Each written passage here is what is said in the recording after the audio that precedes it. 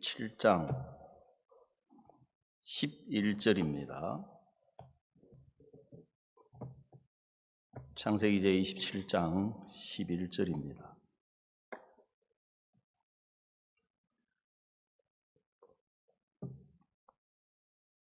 찾으셨으면 제가 읽도록 하겠습니다.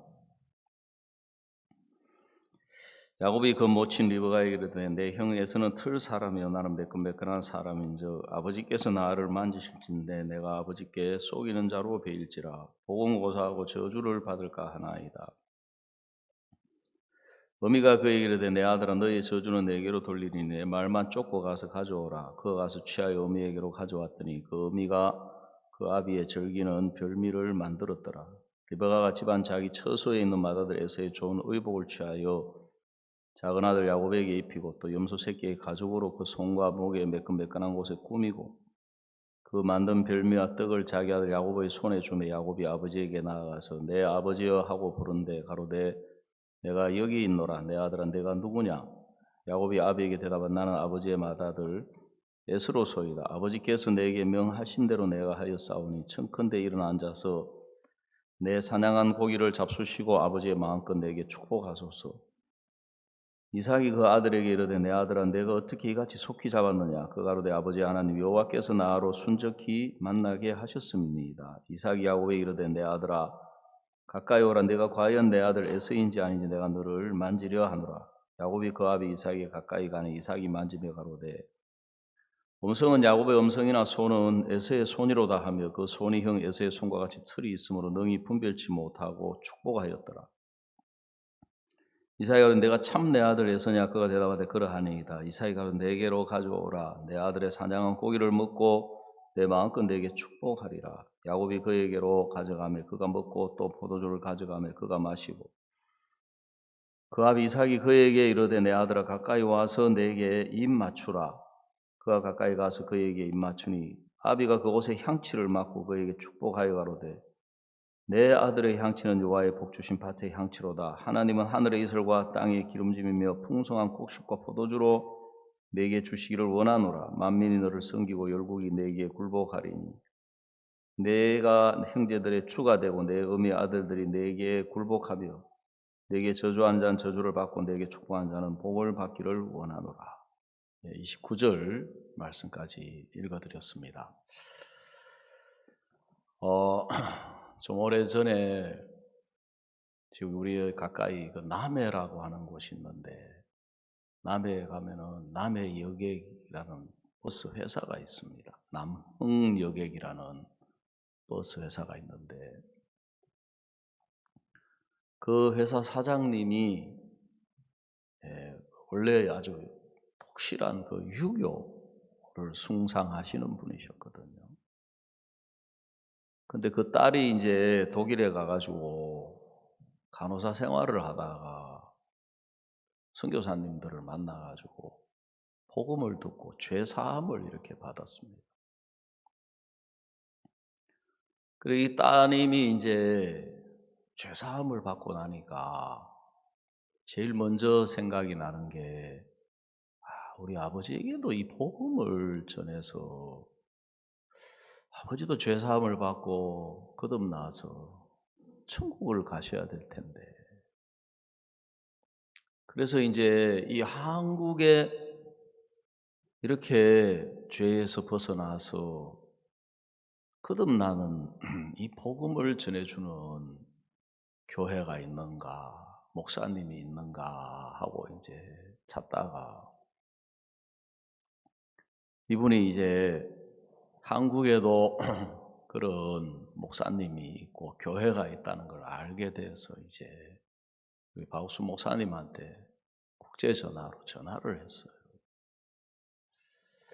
목사님, 우리 아버지가 경남 남해라고 하는 곳에 살고 계시는데 우리 아버지에게 꼭 좀 복음을 좀 전해 주십시오.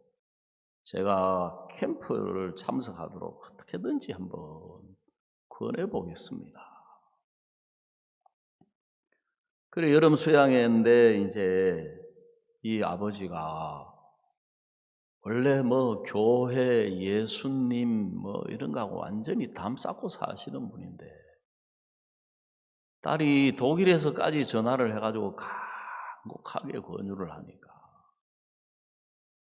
또 이제 자기 딸을 멀리 독일까지 보냈다고 하는데 딸에 대한 그리움, 또 아쉬움, 미안한 마음, 이런 마음이 있으시다 보니까 이 유교는 속된 말로 체면 빼면 시체다 하는 이런 말이 있어요.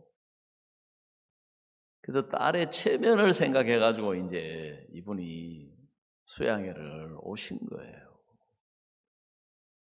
그래 와가지고 이분이 이제 우리는 이제 수양회 하면은 복음반이 있지 않습니까? 처음 오시는 분들 이제 자세하게 하나님 천지 창조부터 시작해가지고 인간, 죄, 율법.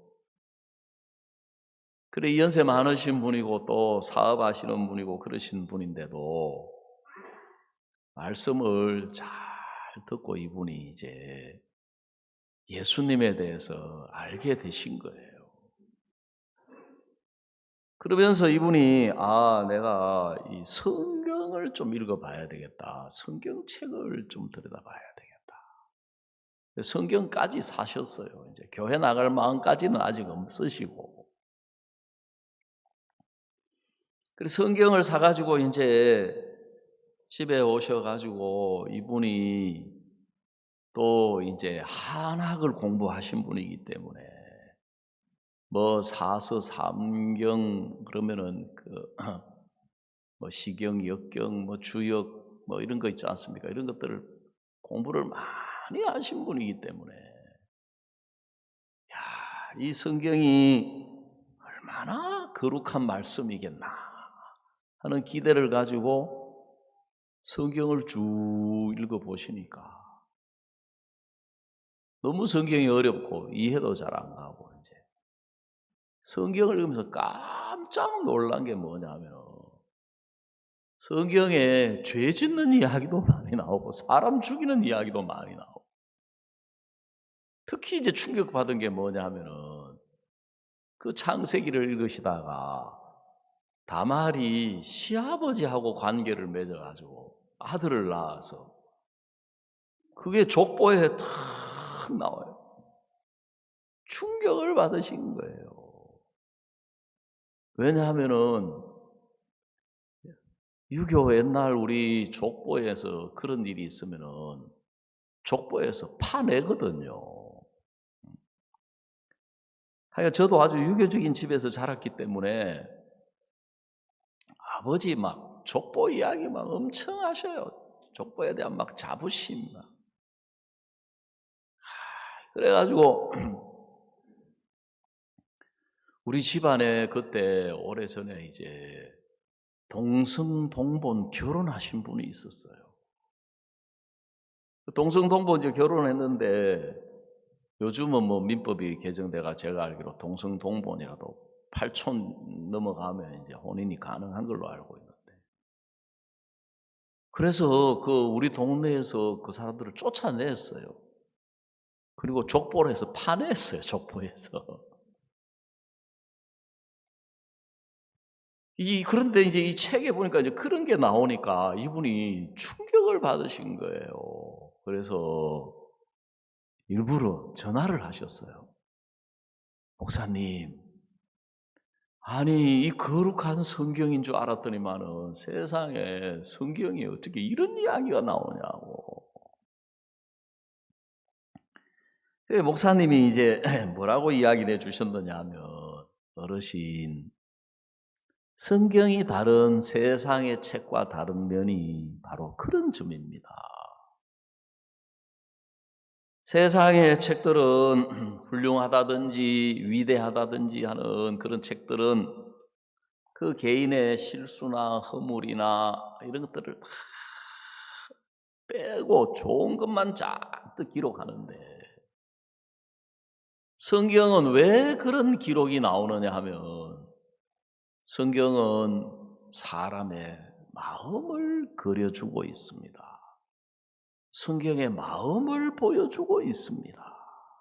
그랬던 거예요. 그때 이제 비로소 이분이 이 성경은 우리 마음을 비추어 주는 거울이구나 하는 걸 발견하시면서 이분이 거기서 변화를 받으셔가지고 그렇구나. 내가 지금까지 살아오면서 내 마음이 어떤지, 내 마음의 모습이 어떤지 내가 그걸 전혀 모르고 살았구나. 그러면서 그때부터 이분이 이제 교회를 나오기를 시작하신 거예요. 그래가지고 이제 오랜 동안 이 교회를 뒷바라지 하시다가 세상을 떠나셨는데, 우리가 오늘 읽은 이 성경도 보면 우리 생각으로 보면, 우리 기준으로 보면 이게 이해가 안 가는 거예요. 말이 안 되는 이야기인 거예요. 왜냐하면 아버지는 분명히 맏아들 에서에게 네가 가서 사냥해가지고 와가지고 별미를 만들어 오면 내가 그걸 먹고 이제 곧 언제 죽을지 모르니까 죽기 전에 내가 너에게 축복하겠다.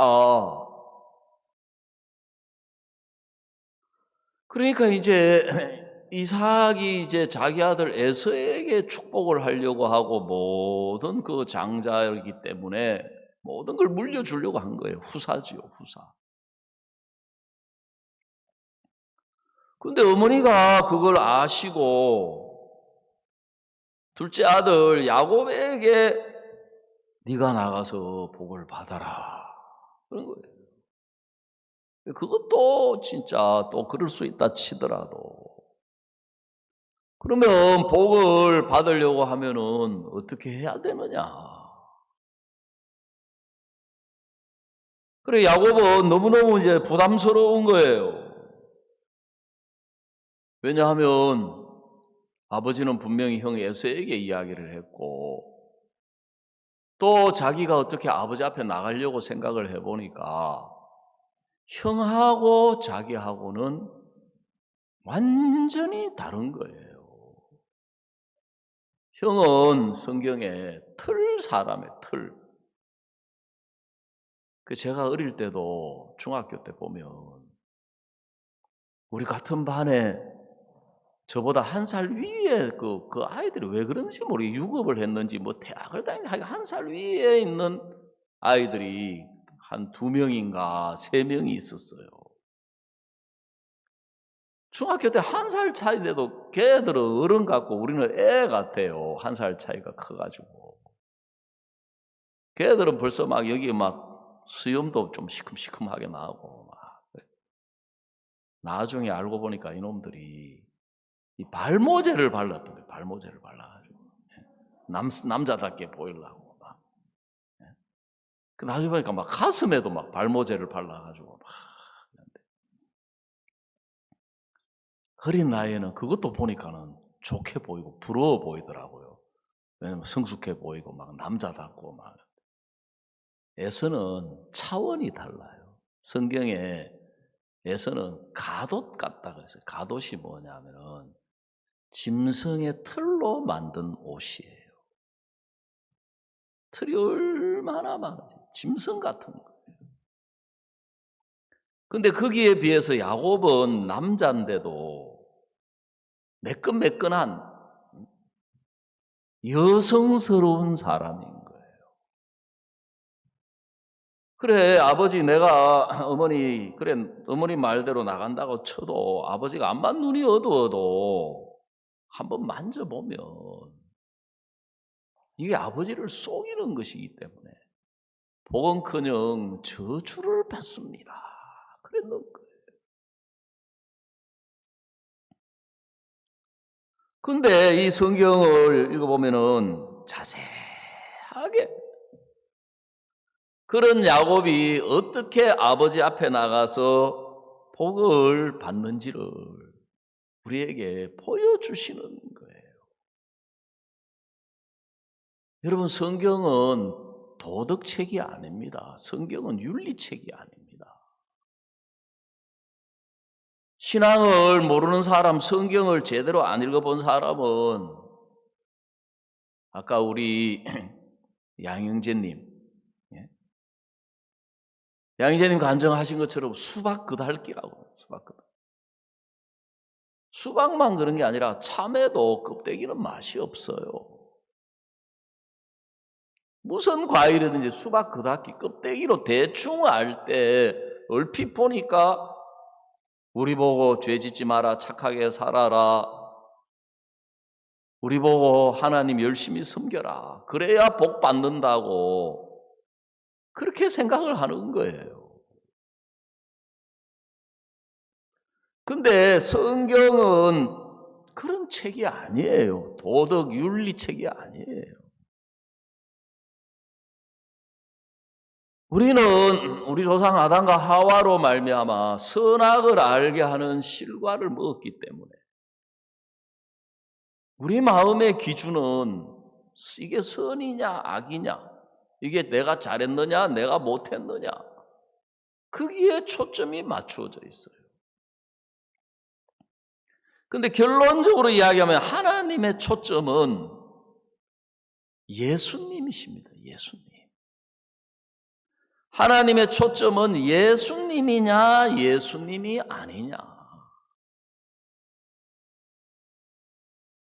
그래서 하나님은 오늘 아침에 우리를 보실 때 우리가 얼마나 착하게 살았느냐, 얼마나 진실하게 살았느냐, 얼마나 깨끗하게 살았느냐, 우리가 얼마나 하나님을 잘못 섬겼느냐, 하나님은 그걸 보시고 싶은 것이 아니라 우리 마음 안에 예수님이 계시느냐 안 계시느냐, 그걸 보시고 싶은 거예요.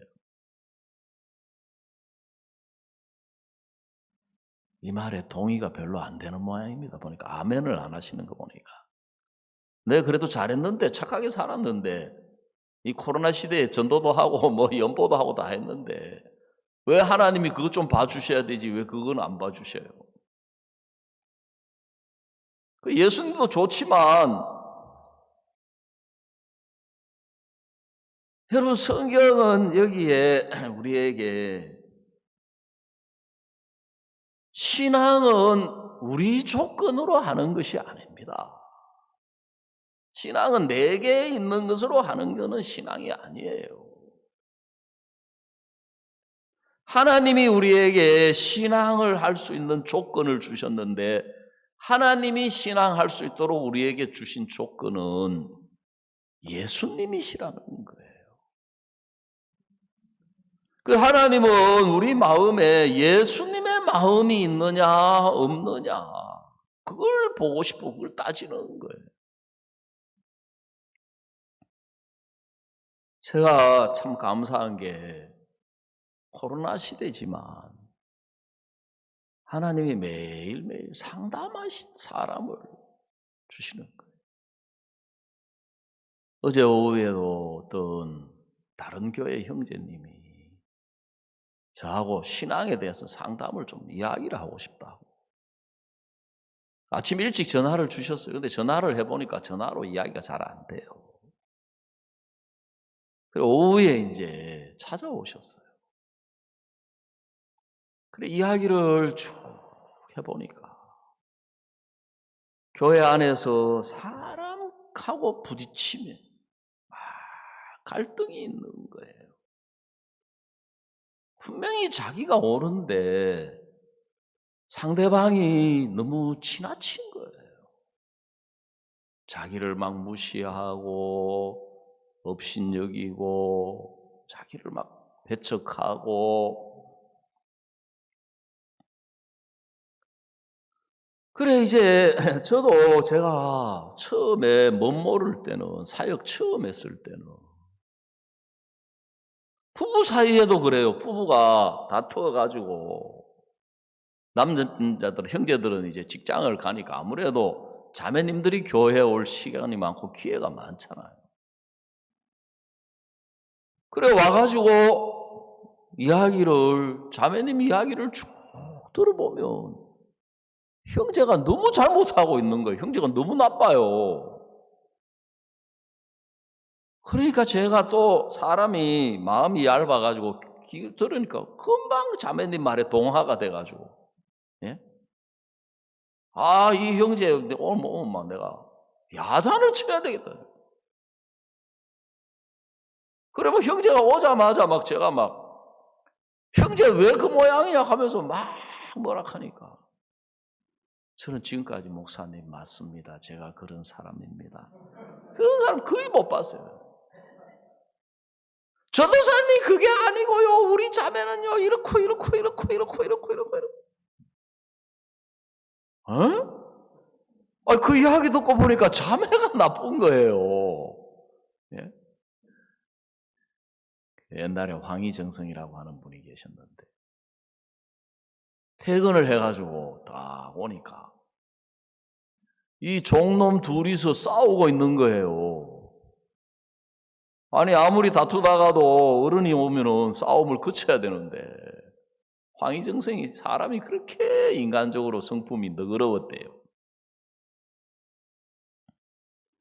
이 정성이 퇴근을 해가 왔는데 이 두 놈이 싸움을 안 그치니까 불렀어요. 너희 놈들 이리 오너라.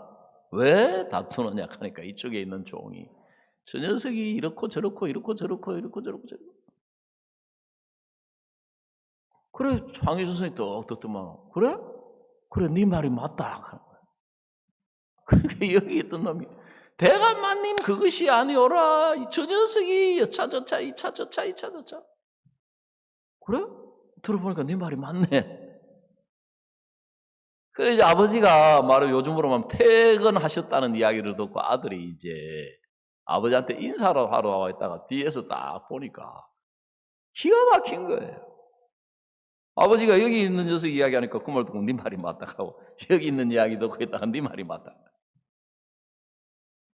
그래서 이제 한마디 한 거예요.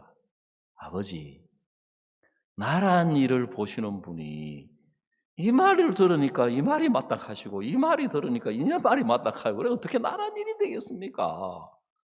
네가 맞으면 네가 틀렸고 네가 틀리면 네가 그 이야기를 듣던 황희정 선생님이 뭐라 하냐 그래 듣고 보니까 네 말도 맞다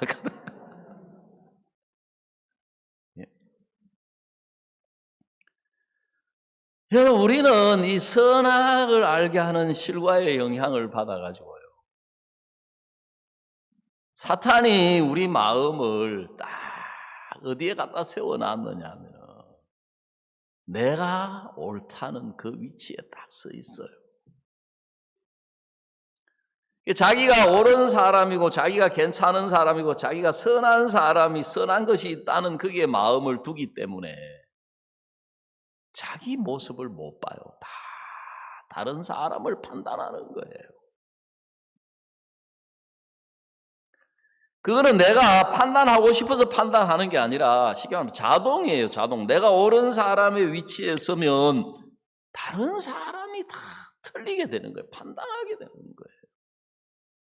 특히 우리나라 사람들이 지금 그게 강해요.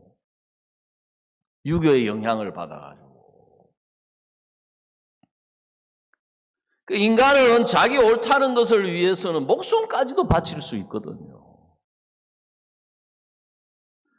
우리는 내가 옳은 사람이 되고 내가 옳다는 이야기 듣는 걸 좋아하고 그걸 위해서 사는 거예요. 여러분 그게 바로 종교라는 것입니다. 종교.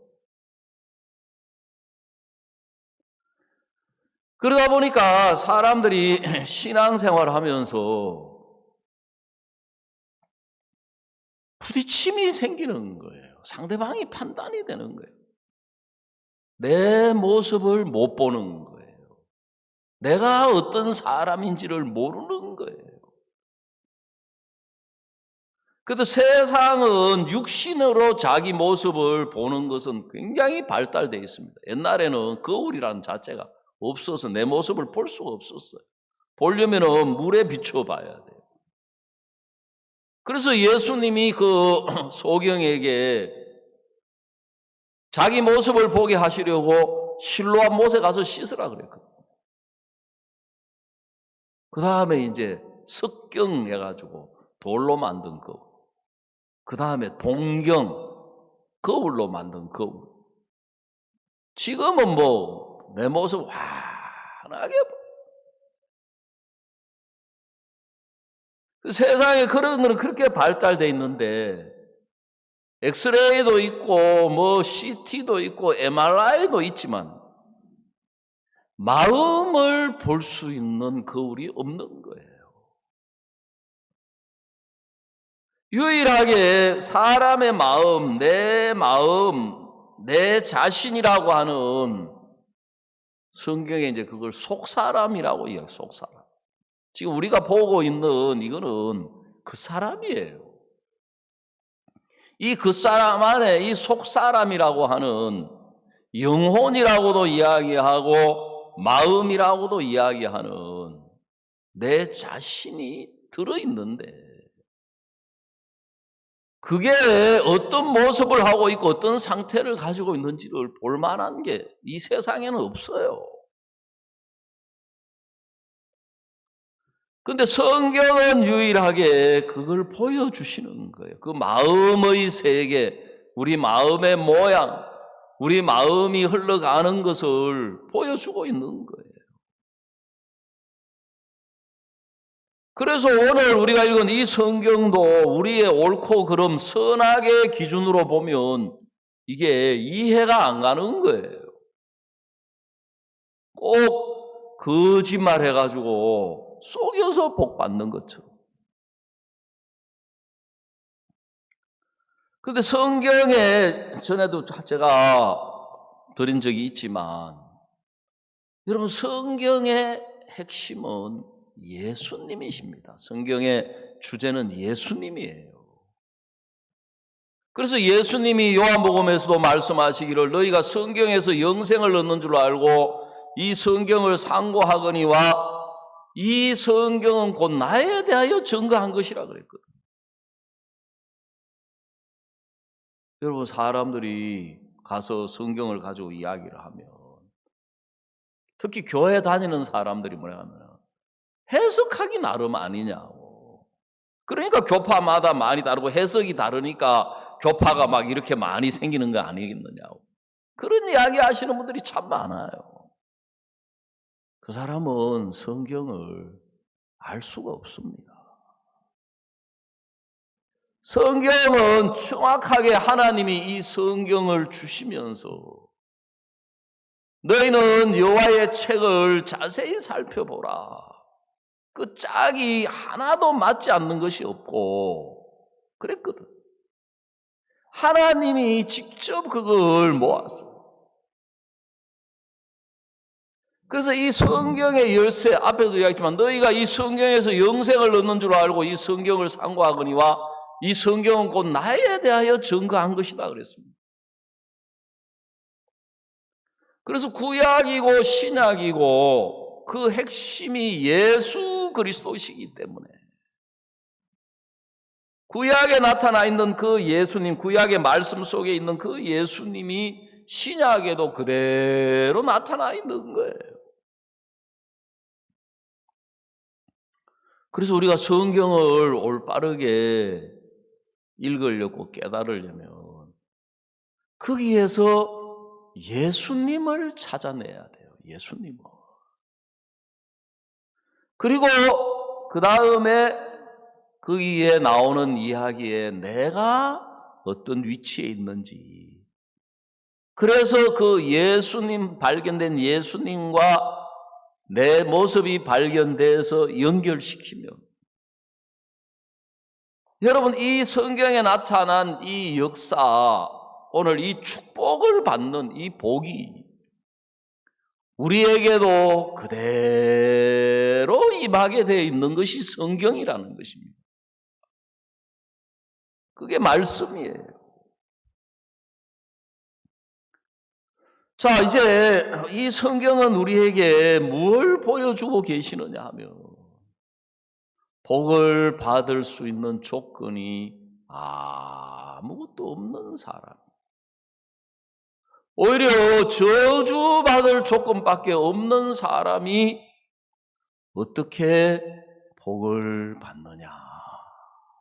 그걸 보여주고 있는 거예요. 오늘 우리가 읽은 이 성경 말씀 그대로 어머니가 야곱에게 복을 받으라 그랬습니다. 내가 너 아버지 하는 이야기를 들어보니까 사냥해가지고 별미를 만들어 오면 그걸 먹고 잡수시고 너에게 복을 주겠다고 하시는데 네가 나가서 복을 받으라 그랬어요. 그러니까 야곱이 자기가 볼 때 자기도 아버지가 기뻐하시고 아버지에게 복받을 만한 조건이 있고 그러면 나도 한번 나가볼까. 여러분 사람이 이제 그런 마음이 생기잖아요. 나도 어느 정도 그래도 아버지도 기쁘게 했고 아버지도 섬겼고 아버지가 나를 볼 때 기뻐하시고 그 이제 아버지가 기뻐하시는 모양이 바로 형이에요. 형 에서예요. 그래서 이삭은 쉽게 말하면 식성이 육식이에요. 육식. 사람마다 식성이 다르잖아요. 채소를 좋아하는 사람, 고기를 좋아하는 사람, 생선을 좋아하는 사람. 다 맛이 다르니까. 근데 아버지는 에서의 사냥한 고기를 좋아해서 형을 너무 기뻐하는 거예요. 그리고 에서는 사냥꾼이고 덜 사람이고 육체로 봐도 튼튼하고 또 거기에다가 장남이고 유교적으로도 부모는 장남에게 굉장히 기대를 가집니다. 그러니까 이 에서라고 하는 사람은 아버지의 기대를 충족시키기에 충분한 조건을 가진 사람이었는 거예요. 그런데 그 사람은 복을 못 받았어요. 반대로 이 야곱이라고 하는 사람은 아버지를 기쁘게 못하는 사람이에요. 남자답고 씩씩하고 옛날에 튼튼하고 그래야 되잖아요. 근데 야곱은 여성과예요. 여성스러워가지고 생긴 것도 매끈매끈한 데다가 피부가 사람도 약해 빠져가지고 엄마 치맛자락만 쫄쫄쫄쫄쫄쫄 따라다니는 거예요. 그러니까 이제 엄마 따라다니면서 배운 게 뭐예요? 엄마 가까이 있으니까 요리하는 거 배웠죠. 요리하는 거. 그래서 이 야곱도 복을 받고 싶기는 받고 싶은데 복을 받을 조건이 없는 거예요. 그래가지고 이제 어떻게든 형 저 복을 한번 받고 싶은데 그래 머리를 딱 썼어요. 왜 사냥하여 막 들로 쫓아다니다가 막 배가 얼마나 고프겠습니까? 헐떡벌떡 오네. 에서가 올 시간 타이밍에 딱 맞춰가지고 팥죽을 쫙 맛있게만 쫙 끓인 거예요.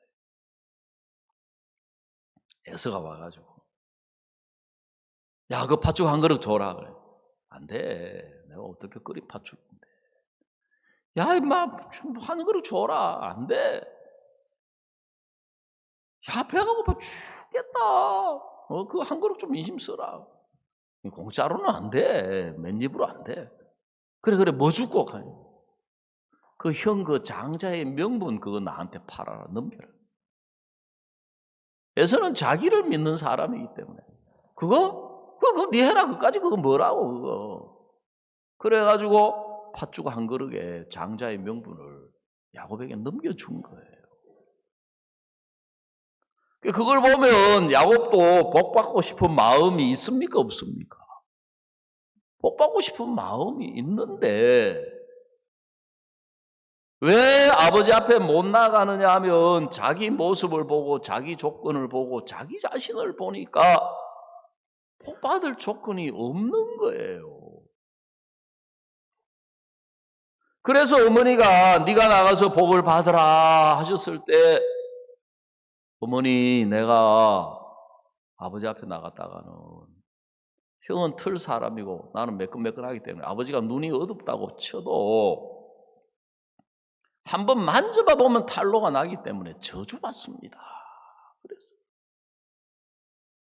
자, 근데 창세기 27장 13절 우리 한번 같이 읽어보십시다.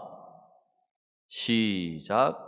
어미가 그에게 이르되 내 아들아 너의 저주는 내게로 돌리리니 내 말만 쫓고 가서 가져오라 그랬습니다. 그 야곱이 지금 자기 자신으로는 하나님 앞에 나갈 수가 없는 거예요. 근데 어머니가 뭐라고 이야기하시느냐 하면 네가 내 말 듣고 나가다가 잘못되면 내가 책임질게 그 말이잖아요. 그 저주는 내게로 돌리리니 내가 저주를 받으마. 너는 아무 걱정하지 말고 내가 시킨 대로 아버지 앞에 나가기만 하면 돼. 염소 떼에 가서 새끼 한 마리만 끌고 와라. 그래서 이제 야곱이 염소 새끼를 끌고 오니까 어머니가 그걸로 잡아가지고 별미를 만들고 그 다음에 그 에서의 옷, 에서의 의복을 입혀주시는 거예요. 그리고 손과 목에 매끈매끈한 것을 그 염소 새끼 그 가죽으로 딱 입혀가지고 별미를 만들어서 아버지 앞에 들고 나가게 하는 거예요. 여러분, 이 성경이 보여주는 게 뭐냐면 조금 전까지 나가면 아버지 앞에 나가는 걸 두려워하고 걱정하고 불안해하고 염려하던 사람이 그 잠깐 사이에 어머니하고 대화를 하고 어머니가 입혀주시고 꾸며주시고 어머니가 손에 좀 별미를 딱 드니까 아버지 앞에 나가서 물으니까 담대하게 이야기를 하는 거예요. 네가 누구냐? 예, 아버지 맏아들 에서입니다. 그래, 그 이삭이 보니까 너무 빨리 왔어. 왜? 사냥하려면 시간도 걸리고 짐승 쫓아다니려고 하면. 그 네가 어째 이렇게 속히 잡았느냐? 야곱이 예, 아버지의 하나님 여호와께서 나로 순적히 만나야. 우리가 인간적으로 보면은 야, 거짓말 잘하네. 입에 침도 안 바르고 거짓말 잘하네. 근데 그러니까 이제 그래도 좀 미심쩍은 거예요. 한번 봐라. 내가 한번 만져보자. 애쓴지 아닌지. 그래 딱 만져보니까 털이 있는 거라요. 그래서 이제 딱 축복을 하면서도 또 확인하고 네가 정말 내 아들 에서냐? 야곱이 뭐라 그랬습니까? 예, 제가 틀림없는 에서입니다. 그러니까 야곱이 모든 축복을 주시는 거예요. 모든 복을 주시는 거예요. 여러분, 성경은 우리에게 그러면 거짓말 해가지고 복 받으라 그 말입니까? 그렇지 않습니다. 여러분, 하나님이 우리를 보실 때 앞에서도 이야기를 드렸지만 신앙은 우리 조건으로 하는 게 아닙니다. 하나님은 우리를 보시지 않습니다. 왜 우리를 보시지 않느냐 하면 하나님은 인간에게 기대가 없습니다. 인간에게 소망이 없습니다. 부모님들이 자녀를 바라본다. 그건 기대를 가진다는 거예요. 아내가 남편을 보고 있다. 남편에게 기대를 가지고 있는 거예요. 또 남편은 반대로 아내를 보고 있는 거예요. 뭔가 바라는 게 있는 거예요. 요구하는 게 있는 거예요. 여러분, 하나님은 인간에게 요구하지 않습니다. 왜냐하면 성경은 하나님은 뭐라고 말씀하시느냐 하면은 인간에게는 선한 것이 없다. 창세기 6장 5절은 여호와께서 보실 때, 하나님이 보실 때 그렇다는 겁니다. 사람의 마음의 생각에, 죄악의 간영함과 사람의 마음의 생각의 모든 계획이 항상 악할 뿐임을 보시고, 성경은 어디에도 인간이 선한 것이 있다는 이야기가 단 한 군데도 없어요. 사람은 다 거짓되되 오직 하나님만 참되시다 할지어다. 예레미야 17장에서는 만물보다 거짓되고 그 다음에 부패한 것이, 그렇게 안 하고 심히 부패한 것이 뭐라 그랬습니까? 사람의 마음이다 그랬습니다. 여러분, 성경이라는 거울, 하나님의 말씀이라고 하는 거울이 보여주는 우리 인간의 마음은 만물보다 더럽고 심히 부패한 것은 사람의 마음이다. 자, 예레미야 17장 한번 보십시오.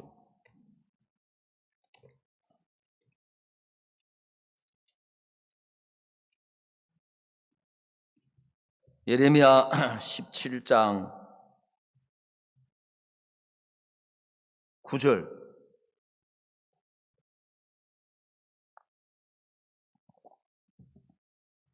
자, 다 같이 읽어보십시다. 시작. 만물보다 거짓되고 심히 부패한 것은 마음이라. 누가 능히 이를 알리오마는 그랬습니다. 그 문제는 뭐냐 하면은 하나님이 보실 때 만물보다 거짓되고 가장 이 세상에 제일 부패하고 제일 썩고 제일 타락한 게 인간의 마음인데, 누가 능히 이를 알리오? 그걸 모른다는 거예요. 사람들이 마귀한테 쏘아가지고 자기가 선한 줄로 알아요. 자기가 진실한 줄 알고 깨끗한 줄 알고 정직한 줄 아는 거예요. 여러분, 하나님이 예수님을 보내셨다는 이야기는 하나님 편에서는 쉽게 표현하면 계산이 끝났어요. 왜? 인간들은 안 된다. 왜냐하면 하도 인간들이 우리가 하나님을 말씀을 순종해서 우리가 죄를 안 짓고 착하게 살고 하나님 뜻대로 살아서 하나님을 섬겨보겠습니다. 그렇게 해서 복을 받겠습니다. 그래서 하나님이 율법을 주신 거예요. 모세를 통해서. 근데 어떤 사람도 그 율법을 지킨 사람이 아무도 없는 거예요.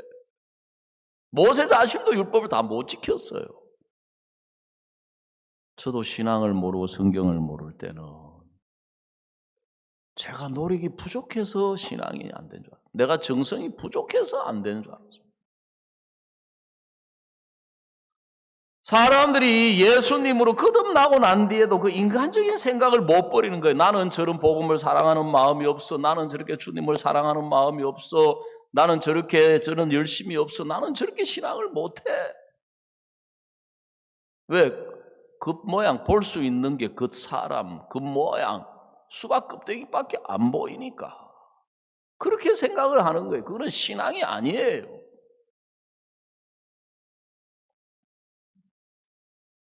여러분, 신앙은, 그래서 하나님은 예수님을 보내신 거예요. 그래서 예수님이 오셔서 예수님이 우리 죄를 다 씻어주시고 예수님이 우리의 모든 저주를, 우리의 모든 형벌을, 우리의 모든 죄에 대한 대가를 예수님이 십자가에 못 박혀 죽으심으로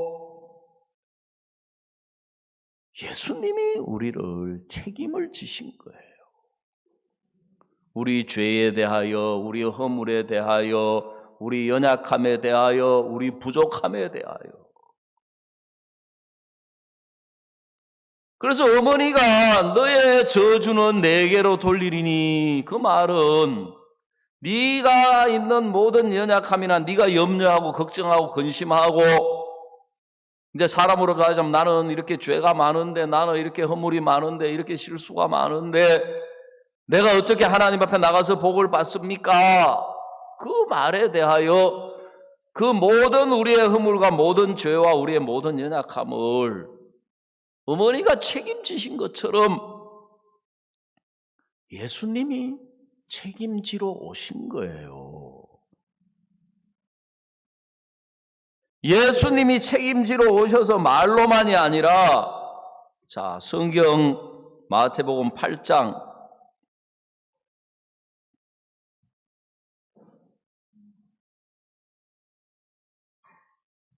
16절입니다. 16절하고 17절을 보시겠습니다. 저물매 사람들이 귀신 들린 자를 많이 데리고 예수께 오거늘 예수께서 말씀으로 귀신들을 쫓아내시고 병든 자를 다 고치시니. 마태복음 8장 17절 우리 한번 같이 읽어봅시다. 시작. 이는 선지자 이사야로 하신 말씀에 우리 연약한 것을 친히 담당하시고 병을 짊어지셨도다 함을 이루려 하심이더라 그랬습니다. 여러분, 우리 연약함을 친히 담당하시고 우리 죄만 담당하신 것이 아니라 우리의 연약함, 우리의 부족함, 우리의 못난 것, 우리의 추한 것, 우리의 악한 것, 쉽게 말하자면 우리 자신에 대해서 예수님이 100% 책임을 지신 거예요.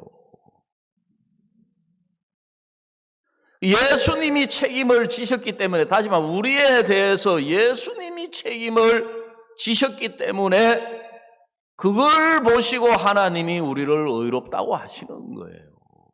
그걸 보시고 우리를 거룩하다고, 그걸 보시고. 그 성경 잠언을 읽어보면 보증을 서지 말라는 이야기가 여러 군데 나옵니다.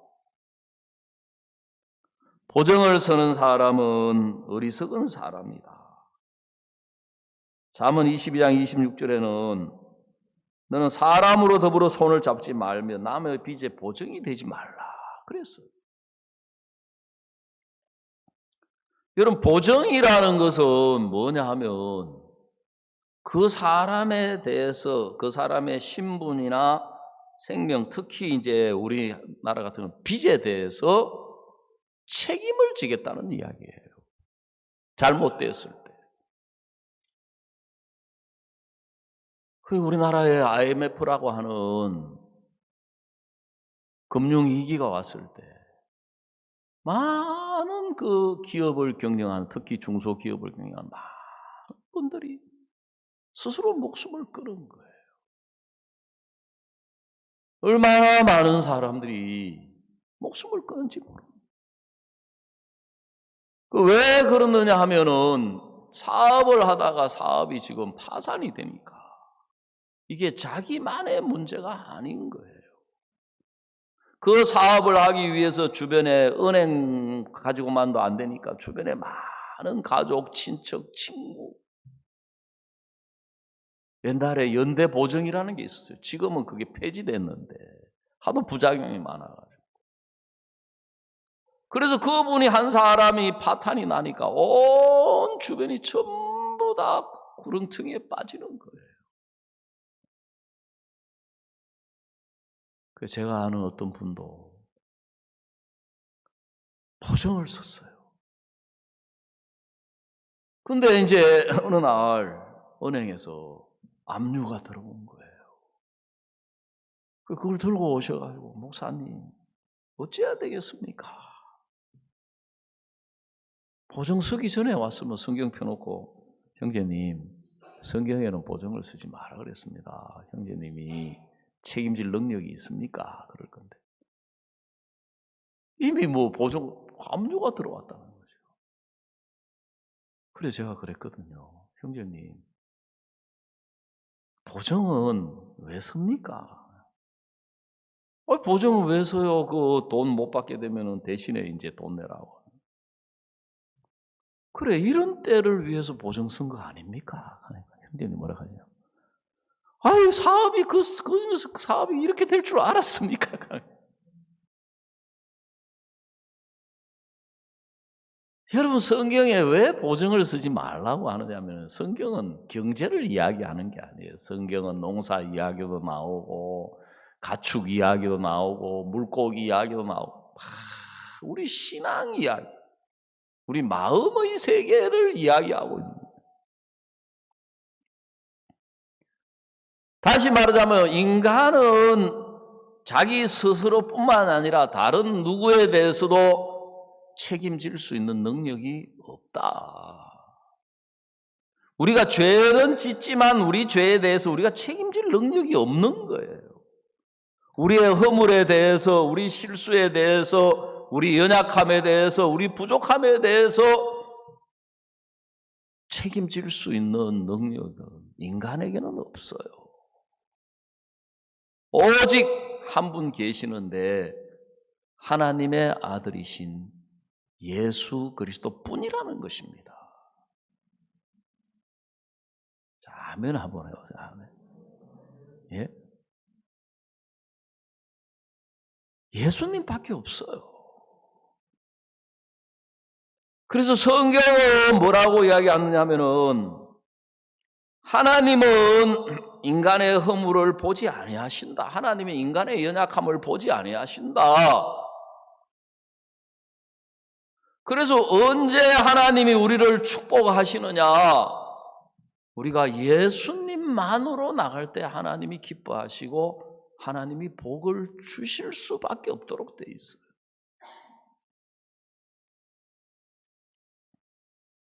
그래서 신앙은 내가 잘했느냐 못했느냐, 내가 옳으냐 그러냐 아니면 다른 사람과의 관계에서 옳으냐 그러냐가 아니라 내가 지금 가지고 있는 이 마음이 내 마음이냐 예수님의 마음이냐. 지금 내가 하고 있는 이 신앙이 예수님으로 말미암아 하고 있느냐 나로 말미암아 하고 있느냐. 하나님은 그걸 따지는 거예요. 하나님은. 우리는 내가 잘했느냐 못했느냐, 내가 얼마나 선하냐 악하냐, 내가 얼마나 깨끗하냐 깨끗지 않냐, 그게 관심이 많아요. 우리는. 그래서 저도 제가 1977년 5월 달에 거듭나기 전까지 제가 교회를 다녔었거든요. 늘 관심이 내가 어떻게 살았느냐, 그게 관심이 많이 있는 거예요. 막 빠져가지고 막 삶에 막 현실에 빠져가 살다가 우리 집 뒤가 바로 교회예요.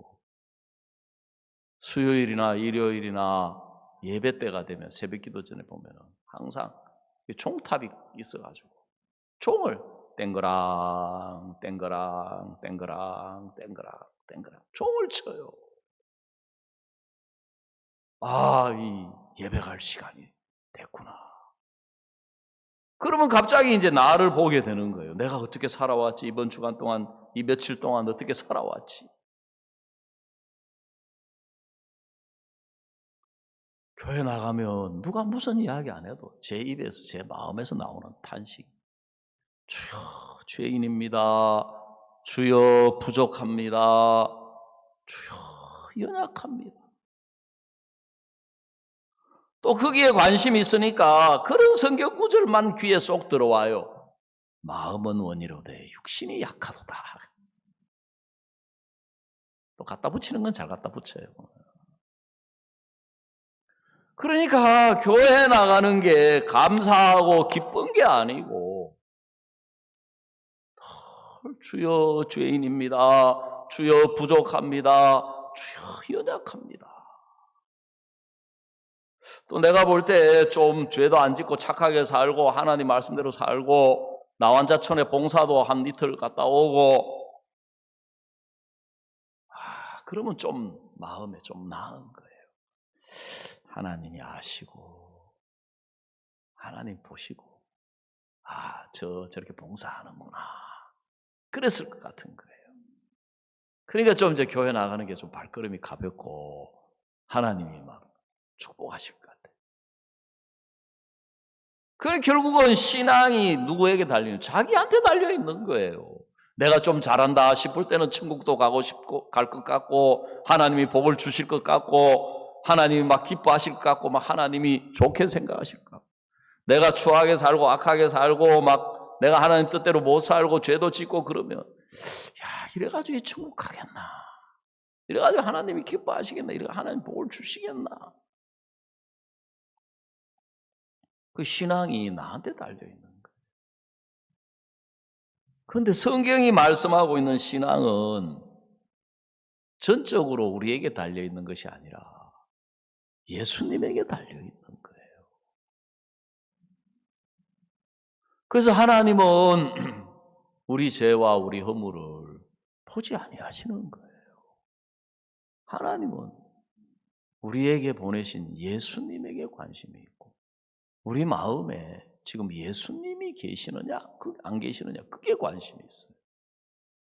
그리고 우리가 하나님 앞에 나올 때 뭘 들고 나오느냐? 자기 자신으로 나오느냐? 예수님으로 나오느냐?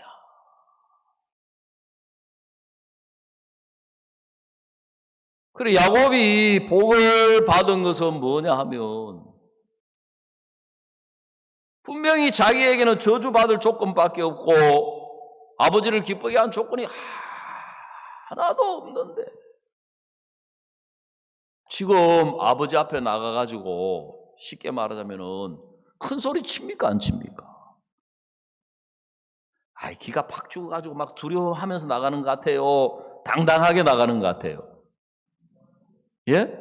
아버지가 아무리 캐물어도 그래서 세상에서도 도둑질도 뭐가 맞아야 된다 그래요? 손발이 맞아야 된다고. 신앙도 손발이 하나님하고 예수님하고 손발이 맞아요. 가서 그래도 막 저주받을까 싶어가지고 막 야곱이 벌벌벌 떨고 네가 누구냐? 네가 누구냐? 네가 뭐 자꾸 파고 들어오니까 저 아버지 사실은 있잖아요. 제가 야곱인데요. 엄마가 저한테 대신 나가라 해가지고요. 예? 엄마가 다 꾸며주고 다 입혀주고 다 해줬거든요. 아버지 죄송해요. 그런 사람하고 사업하거나 장사하면 되겠습니까? 안 되겠습니까? 예? 어머니가 볼 때 그거 어머니 믿는 거예요? 못 믿는 거예요? 못 믿는 거예요. 예? 여러분 이 신앙이라는 것은요. 큰 소리 치면서 하는 거예요. 큰 소리 칠 수 있는 조건이 예수님께 있는 거예요. 아멘? 신앙이라는 것은 하나님 앞에 담대하고 당당하게 나가는 거예요.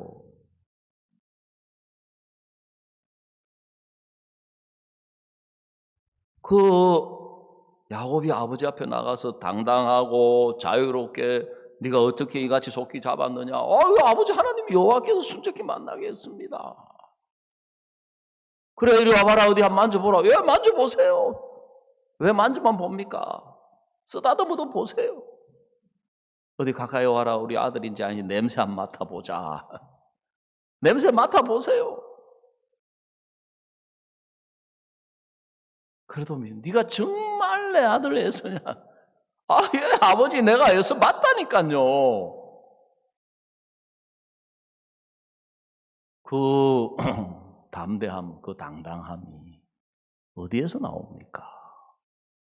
어머니가 책임진다고 했다.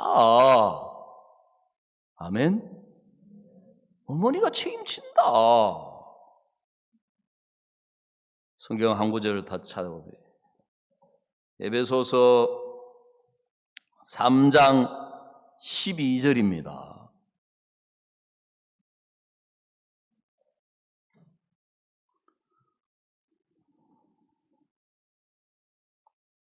에베소 3장 12절 자, 우리 다시 같이 읽어봅니다.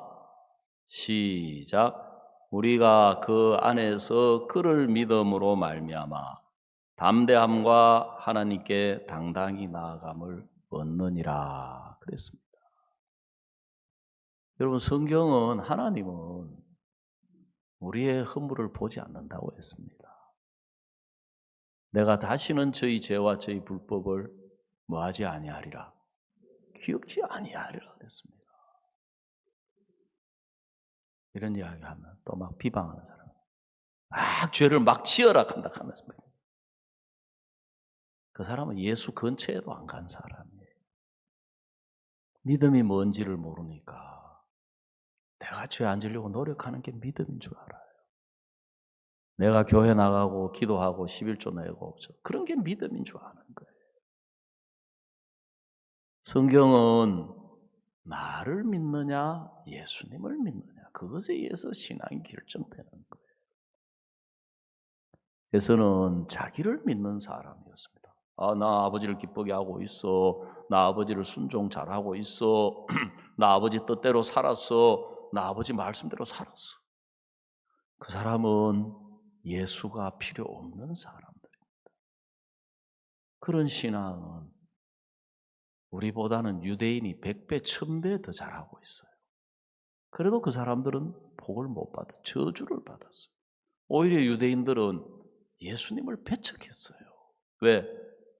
자기들이 착한 줄 알고, 자기들이 진실한 줄 알고, 자기들 깨끗한 줄 알고, 자기들 하나님 잘 섬기는 줄 아니까 예수님이 필요가 없는 거예요. 하나님이 보내신 분은 예수님이신 거예요. 예수님이 우리의 보증이 되신 거예요. 그래서 보증 서지 마라. 보증 쓸 수 있는 분은, 우리에 대하여 보증 쓸 수 있는 분은 예수님밖에 없다. 우리에 대하여 책임질 수 있는 분은 예수님뿐이다. 그래서 기독교를 다른 말로 좀 비하하는 표현이긴 하지만 기독교를 예수교라고 하는 거예요. 예수교. 우리 신앙, 우리 기독교는 예수 빼면 시체예요. 예수 빼면. 근데 신앙을 잘 모르는 사람들은 자꾸 자기를 나타내려고 하고, 자기를 옳다고 하고, 자기 생각을 옳다고 하고, 자기 보는 걸 옳다고 하고, 자기 판단을 옳다고 하고, 자꾸 마귀한테 속아가지고, 그래도 너는 저 선해, 너는 착하게 살았잖아, 너는 진실하게 살았잖아, 너 깨끗하게 살았잖아. 그거하고 예수님하고 무슨 상관이냐는 거예요. 그래서 성경은 그 안에서 그를 믿음으로 말미암아 담대함과 하나님께 당당히 나아가 버렸느니라. 그 신앙은 야곱이 어머니를 믿고, 어머니가 꾸며준 걸 믿고, 어머니가 입혀준 걸 믿고, 어머니가 만들어준 걸 믿고 아버지 앞에 담대하고 당당하게 나가니까 복이 오더라. 그래, 마귀는 자꾸 우리 모습을 보게 하고, 우리 연약함을 보게 하고, 우리 허물을 보게 하고, 왜 자꾸 우리를 보게 하느냐? 하나님은 안 보는데, 하나님 그 관심도 없는데 왜 보게 하느냐? 자꾸 우리 마음을 위축시키려고, 그 담대함을 잃어버리게 하고, 자유를 잃어버리게 하고. 그래가지고 자기 부족한 데 빠져서, 자기 연약한 데 빠져가지고, 자기 허물에 빠져가지고 그리 하든지, 반대로 마귀가 어떤 사람에게는 너는 착하게 살았어, 진실하게 살았어, 너 잘했어, 너 똑똑해, 너 잘났어. 그 사람도 그거 믿고 또 자기 좀 깨끗한 줄 알고 괜찮은 줄 알고. 여러분, 선악은, 선악과는 예수님하고 아무 상관이 없습니다. 그거 마귀가 넣어준 거예요. 그래야 하나님과 멀어지고, 그래야 예수님과 멀어지게 돼 있는 거예요. 그래서 마귀를 간교하다는 거예요. 제가 2017년에 인도 뭄바이에, 그때 양등만 목사님이 인도에 선교하실 때. 저하고 같은 선교학교 동기요. 그래 막 얼마나 나이 든 것처럼 폼잡고 제가 오래 속았어요. 왜냐하면 늘 친구예요, 친구. 그래 뭐 친구지 뭐 선교학교도 동기고 친구. 나중에 알고 보니까 나보다 3살 아래더라고요. 동생이라 하기는 늦었어. 왜? 너무 오래 친구로 이렇게 지내왔기 때문에. 그래서 저를 인도에 그게 초청을 했어요. 그래서 사역자 대접은 뭐예요? 말씀 전할 기회 만들어 사람 많이 모으는 거 아니에요. 우리 형제 자매님들이 저를 대접을 좀 잘 못해요. 보면. 네. 전도하러 오라고 막 그래야 될 건데 지금 겨우 제가 보니까 명명이 이어져 가고 있어요. 하루에 한 2명씩. 네. 그래가지고 뭐 수양회도 준비해 놓고 그다음에 뭐 빈민가 집회 또 그 장로교회 뭐 다른 타교회 우리 그때 이제 CLF 좀 시작되었을 때니까 막 교회들 막 집회 잔뜩 준비. 근데 그 인도 뭄바이가 이제 그 한 3천만 명쯤 되는데 그게 이제 크게 뭄바이인데 그 안에 들어가면 작게 뭐 500만 명씩 뭐 700만 명씩 이런 시가 있어요. 테네 시라고 하는 시의 시장님이 우리 마인드 교육의 마음을 여신 거예요. 그래가지고 한국에서 강사가 온다고 하니까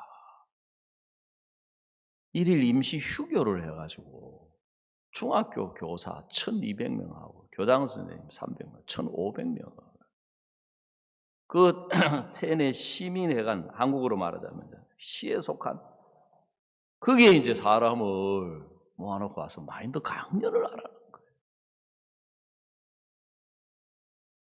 제가 뭐 설교는 해왔으니까 잘하냐 못하냐 그건 어떻게든지 하겠는데 제가 2013년에 시험 들어가지고 있다가 2014년에 강남에서 1년 연수 받고 2015년에 금천에 가 개척교회 했는데 저는 마인드 강연을 해본 경험이 없는 거예요. 해봤자 그 금천구청에 조그마한 교실 하나 빌려가지고 우리 형제 자매님들 대부분하고 새로 오신 분들 뭐 한 7명, 8명에서 한 20, 30명 모아가지고 한 2번 해봤어요. 그러니까 얼마나 부담이 되는지. 대접을 너무 과하게 하니까 감사한 게 아니라 부담이 되는 거예요. 그래서 제가 마인드 강연 잘하는 분들 갖다가 영상을 보면서 공부를 해보려고 하니까 진짜 강연 잘하는 분들 강연을 영상으로 보니까 소망이 생기는 게 아니고 절망이 생기는 거예요. 야, 이분들 이렇게 설교를 참 강연을 이렇게 잘하는데 나는 뭐 왔다 갔다 서론 볼. 그 또 잘하는 분들한테 물어봤어요, 제가요. 어떻게 해야 강연을 잘할 수 있냐 하니까 하나같이 뭐라 하냐 하면은 거기는 지름길이 없고 많이 해보는 것만이 잘하는 거라 하는 거예요. 에이 속으로. 그거 지금 당장 필요한데 무슨 조언이. 근데 제가 생각을 해봤어요. 그래 최고의 마인드는 뭐냐?